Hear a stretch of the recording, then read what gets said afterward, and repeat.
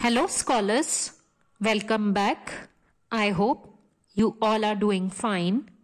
Today, we are going to start with Grade 7 Cornerstone, Lesson 12, that is transitive and intransitive verbs. Now, I want all of you to open page number 102. Now, let's start reading. We know that a sentence will always have a verb. A verb tells us what a person or thing does. He repairs cars. What a person has. The girl has a pretty frock. What a person or thing is. The ostrich is a huge bird. Now, look at this sentence. My mother cut the cake. In this sentence, the cake receives the action of the verb. The person or thing that receives the action of the verb is called the object. So here, cut is the verb and cake is the object because it is receiving the action of the verb. When a verb has an object that receives the action of the verb, it is called a transitive verb.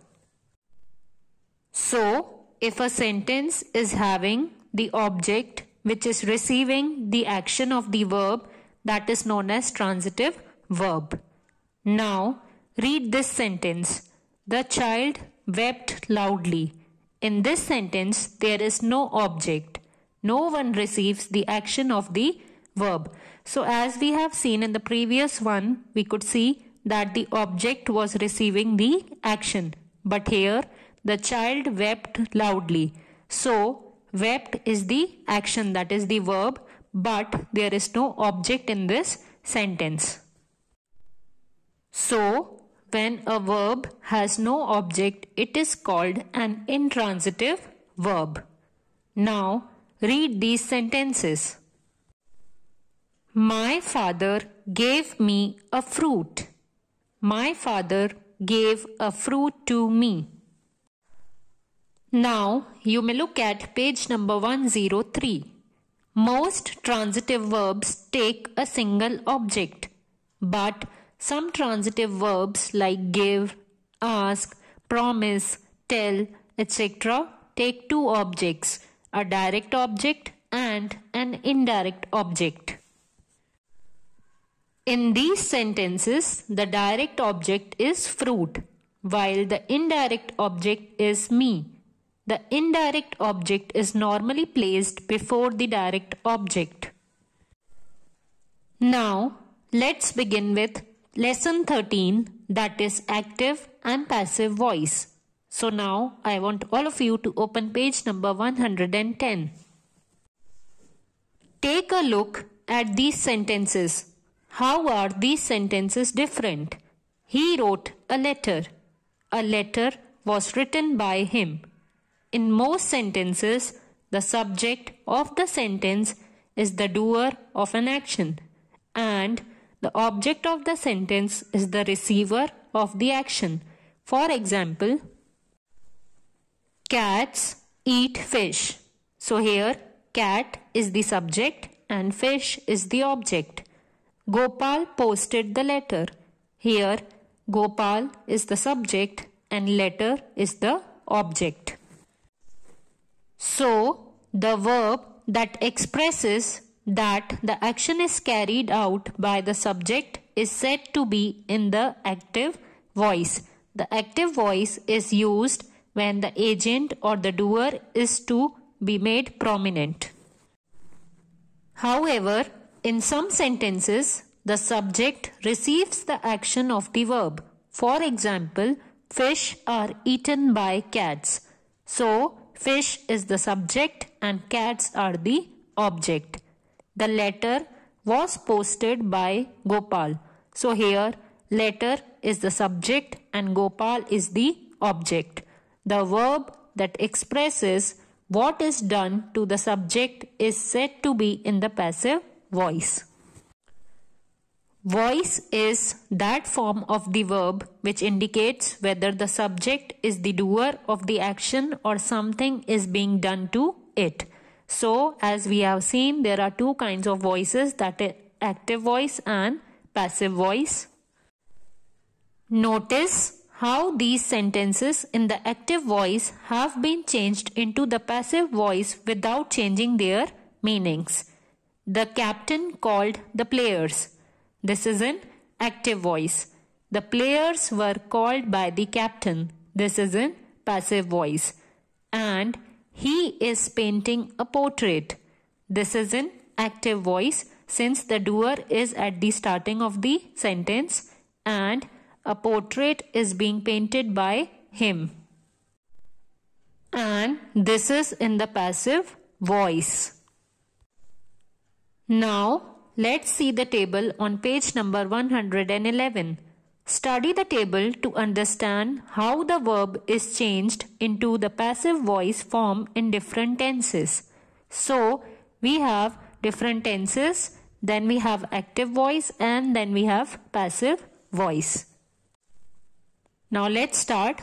The first one is simple present. So, the sentence in active voice is he paints a wall. So the passive voice will be a wall is painted by him. Next we have present continuous. That means ing form. He is painting a wall. So the passive voice will be a wall is being painted by him. The doer goes at the last of the sentence in the passive voice. Then we have present perfect.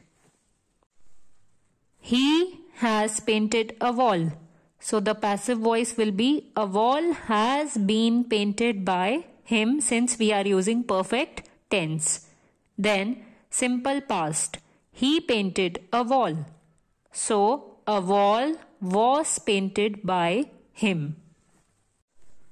Next is past continuous. He was painting a wall. So a wall was being painted by him. Next is past perfect. He had painted a wall. A wall had been painted by him. Next is simple future. He will paint a wall. So the passive voice will be a wall will be painted by him. Since it is in future tense, we will be using will be. And next is future continuous. He will be painting a wall. And the next is future perfect. He will have painted a wall. So the passive voice will be a wall will have been painted by him. Now let's look at page number 113. Study this table that shows the changes in imperative sentences where the subject is omitted. So, as we all know, imperative sentences are the commands or requests. Now let us see how it changes from active to passive. So the first one is take it home. So the passive voice will be let it be taken home. Next is do it right now. So it will be let it be done right now. So we'll be adding let it. Now open the door. So it will be let the door be opened. Do not heat the food. Let not the food be heated. The imperative sentence in the passive voice takes the form let plus object plus be plus past participle. If the sentence is in the negative, then the structure is let not plus object plus be plus past participle. As you all know, in the negative sentences we use not. Now, study this table to understand how verbs in the active voice in interrogative sentences are changed into the passive voice. As you all know, interrogative sentences are the questions. So, let's begin. Active voice. Did Srinivasan invite you? So, the passive voice will be were you invited by Srinivasan? Next is do the children like chocolates? Are chocolates liked by the children? Next is have you finished the work? So, Has the work been finished by you? Now you may open page number 114. Can anybody cure this disease? So it will be, can this disease be cured? Who hit the ball? So it will be, by whom was the ball hit? And the last one is, when will they announce the date? So the passive voice will be, when will the date be announced? Now let's revise what is active voice and passive voice. So when the subject is the doer of the action, the verb is in the active voice. And when the subject is the receiver of the action, the verb is said to be in the passive voice. So when somebody is doing the action, then it is in the passive voice, and when somebody is receiving the action, that means when the subject is receiving the action, then it is said to be in the passive voice. I hope you all enjoyed the video.